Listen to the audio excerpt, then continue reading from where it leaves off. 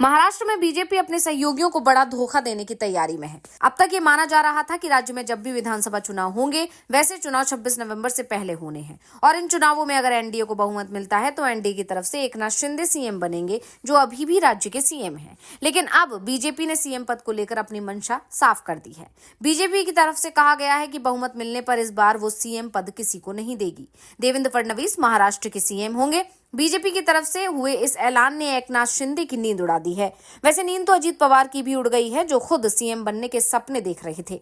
Cabinet मंत्री और महाराष्ट्र में एनडीए समन्वय समिति के बीजेपी के कमेटी के प्रमुख गिरीश महाजन ने बड़ा बयान दिया है। सोलापुर में आयोजित एक कार्यक्रम में उन्होंने कहा कि 15 से 20 दिनों में आचार संहिता लागू होगी और महायुति यानी एनडीए की ही जीत होगी और मुख्यमंत्री भी हमारा ही बनेगा, यानी सीएम बीजेपी का होगा और वो देवेंद्र फडणवीस होंगे। ये पहली बार है जब बीजेपी कोर ग्रुप के किसी मेंबर की तरफ से इस तरह का बयान दिया गया है।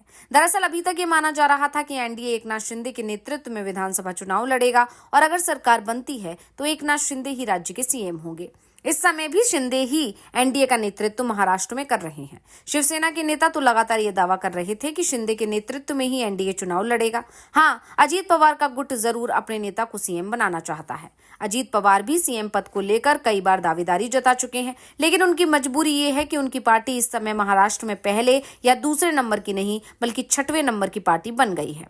लोकसभा चुनाव में अजीत पवार के एनसीपी को सिर्फ एक सीट पर जीत मिली, जिसके बाद से अजीत पवार की दावेदारी पहले से ही कमजोर मानी जा रही है। लेकिन अचानक से बीजेपी की तरफ से सीएम पद पर जो दावा किया गया है उसने शिंदे की नींद उड़ा दी है। सबसे बड़ी बात तो ये है कि कुछ दिनों पहले तक देवेंद्र फडणवीस तक ये बात कह रहे थे कि एकनाथ शिंदे के नेतृत्व में हम चुनाव लड़ेंगे, लेकिन अचानक ही बीजेपी अब इस मामले में यू टर्न लेती हुई दिखाई दे रही है।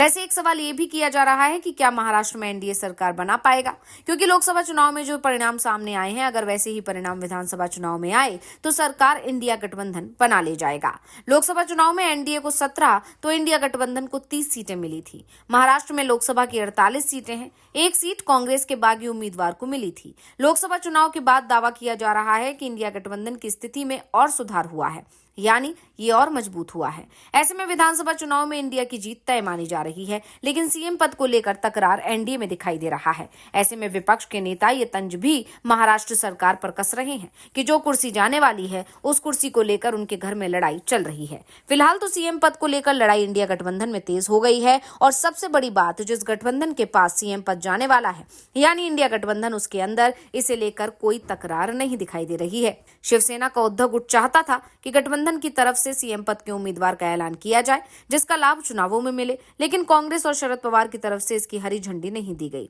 तो उद्धव ने भी साफ कर दिया कि जो गठबंधन फैसला करता है हम उसके साथ हैं। अगर कांग्रेस और शरद पवार किसी एक व्यक्ति के नाम पर सहमत हो जाते हैं तो शिवसेना यूबीटी भी उसका समर्थन कर देगी।